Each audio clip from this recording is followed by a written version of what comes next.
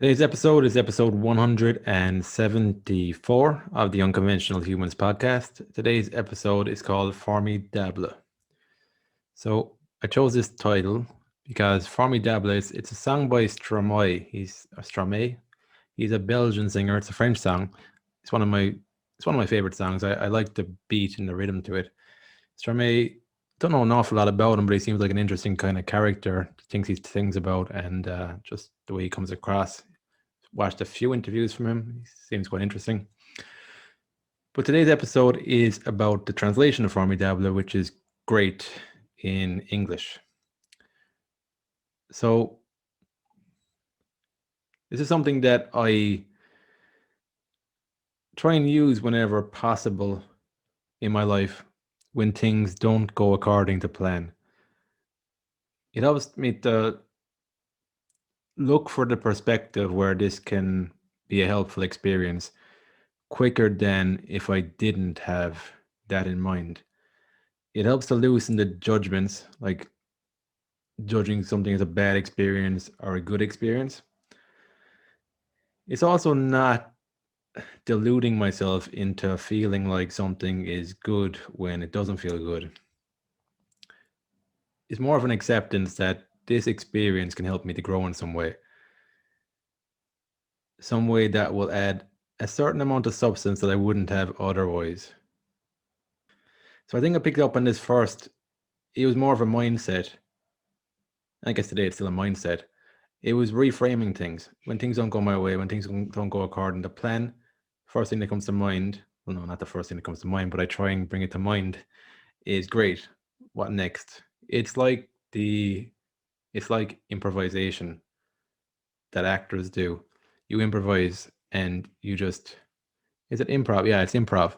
It's improv they use where it's like you throw out a sentence, you add to it. What kills improv is when you just stop. You don't add anything to the sentence.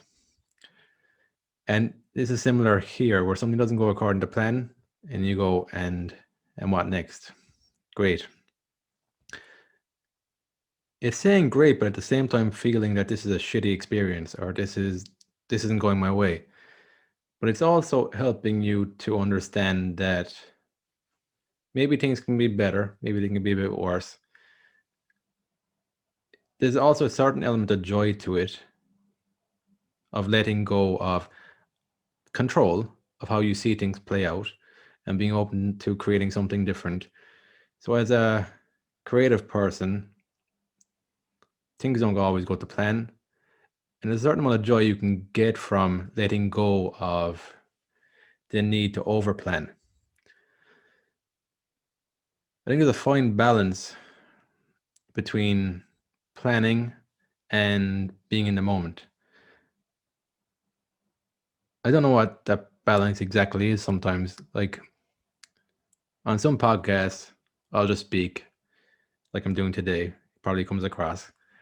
And other podcasts, I do a bit of planning, not an awful lot, but a little bit of planning.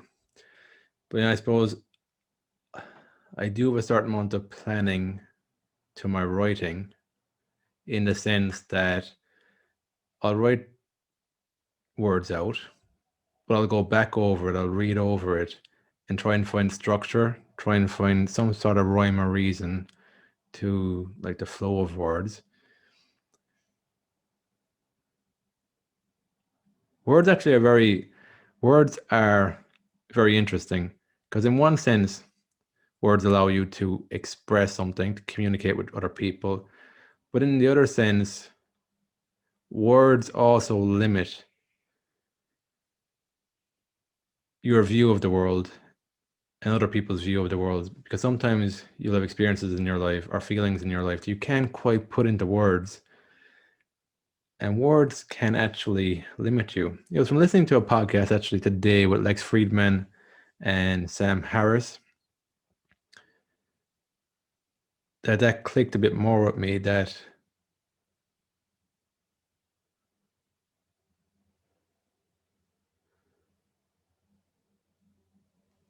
words can limit our perception of life, that we might actually be able to sense more and feel more if we didn't have concepts and words to describe our experience. I think there's a certain amount lost in translation. And then there's also a certain amount of going around in the world where we've labeled objects which serve a purpose. Like when I look at a guitar, I see a guitar. I don't just see a wooden object. And when I see a tree, I see a tree. I just don't see that structure. I don't see that thing in front of me that I don't categorize as a tree. Because there's certain character traits that go along with that label too. Like when I think of a tree, I think of an object that doesn't have consciousness, that doesn't have feelings, doesn't have sensations, doesn't feel sensations like we do as humans. Well, I don't know that for sure. I don't know that the trees don't have consciousness, or they don't have some sort of connection. But like language can limit my perception of objects like that. So that was my little tangent on language and words. That's something that I'm just playing with a little bit more at the moment. Just trying to put words to that and to describe that. And the reason I can do that, the reason I'm just attempting that without limiting myself from doing that, is because I believe in this idea that there's no such thing as complete greatness, perfection. So with this word great, it's accepting that things don't go to plan in life. There's so much to life that is uncontrollable. It's really how you react to it. It's character, how you build your character through it more than anything. So I guess the shift when you're looking at something and you're not judging it straight away, you're putting your focus on what can come from this. You're shifting also more towards like, how can you build your character? How can this be a character building experience? Even though it's the last thing you want to do in a moment, the initial reaction is to look for blame and to scapegoats. But without things going wrong, if you're somebody who everything came easy, you never experienced any struggle, one, you wouldn't appreciate the things you have. You take it for granted because it came easy. And then number two, I think you wouldn't be feeling a wide range of emotions. At some level, you'd probably feel a bit numb. If everything is going to plan, you never have to experience any sort of disappointment or grief or loss. There's a whole section of substance missing from your life there. And I just think as a writer, to make your work interesting, I think you need a wide range of experiences, a wide range of emotions, a wide range of interactions that you get from not having this picture perfect great life where everything goes to plan. So I suppose the paradox, by using the word, yeah, this is great, when you look at something, you're realizing that things aren't always great, but it's shifting into the mindset of, well, what can I do with this? I don't need to dwell on this for the rest of my life. I don't need for this experience to be some sort of roadblock that I can never get around. It's shifting more towards looking at, what is this experience teaching me? Because you can ultimately look at anything as a teaching experience. You don't necessarily need to look at anything as a failure. You can look at it as feedback, process it, and then move forward with it. Because it's like that cliche that you learn more from your failures than you do from successes a lot of the time. I know that's bandied about as a cliche a lot of the time, but like it is still, it's difficult to process failure. But at the same time, the more you see it as feedback, the more you start looking at it as growing pains, it becomes easier to process that, I think. I think that requires taking a bigger picture on things. Taking a bigger picture on the character you're developing, taking a bigger picture on the work you're creating, taking a bigger picture on the people you're connecting with. Because I often find interesting people are people who have experienced weird shit in their lives, who've experienced failure, who've experienced raw human emotion. They're the types of interesting people that I like talking to. It's not just the people who've like achieved success in their lives. It's also the people that like I respect people who've gone through hardship, have learned a lesson, didn't play the victim when they saw that they could play the victim, and they move forward with their lives and they've inspired other people to extract the lessons in their lives and move forward. So that's why I think it's important to keep in mind when something happens to you to I think you'll figure that out. It's all dependent on what is it that happened to you, because there's a period where you process something in, depending on how I suppose how traumatic or how the situation went. I think there's a period where you process it, make sense of it, but then you move on. What you don't want to do is to not process it and to stay stuck or to ignore something. So on the opposite side of this is when things are actually great in your life, things are going well for you. This is the other side of the coin that weirdly enough I've struggled with a lot. And the reason I've struggled with it is because I found it hard to actually feel joy, feel genuine happiness without feeling like if I showed that it would be taken away from me. I feel like when I was growing up, I associated those feelings from other people. So other people were making me happy or joyful, or they could take it away as well. So if I was genuinely happy with something, if I was genuinely engaged in something, then somebody could come along, make a snide remark, and they'd take that joy away from me. So that's been a learning process for me now to actually allow myself to feel joy and to feel happiness. And what's helped is when I'm starting to realize that these feelings are generated within me. When I feel like somebody's taking it away from me with a snide, shitty remark or whatever they do to try and take it away, it's helping me as an adult to realize that that's an illusion. It feels real, so I could easily fall for it because it does look like that. But what gives me hope is that I've seen through illusions in the past, and I could possibly see through more of these illusions moving forward. So I don't necessarily need to cling to that belief that other people can take away my joy and happiness. Because what had happened for me was that I would limit myself from feeling those feelings, especially feeling them, fully feeling them, because I just felt like I didn't want to potentially experience it being taken away from me. So it was better not to feel that at all or to limit that feeling. I suppose the other thing with that is you don't want to get too carried away with your successes either. Because if you get too carried away with your successes and you make them mean something more than they actually mean, then you're also going to experience the low of things not going to plan. So I found that to keep things on an even keel is to allow myself to feel emotions, but not necessarily attach stories to either my successes or my failures. Because the more you attach meaning to success, the more you'll want it, the more you'll feel like your self-worth, self-esteem is dependent on achieving that. The more you attach your self-worth, self-esteem to your failures, because thing is, you can't attach your self-esteem and self-worth to your successes without attaching it also to your failures.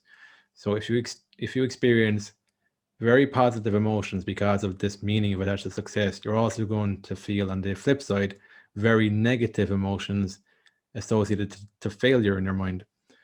So what I'm finding helpful is to sift through that, detach, become aware of the meanings I'm associating to success, and detach that from my feeling state, so that you can. I think it just makes it easier for you to allow yourself to feel happy for no reason, allow yourself to feel joyful for no reason. And the beauty of that is that you're generating the feelings that you want success to give you anyway. So it's bypassing the actual outcomes, generating the feelings,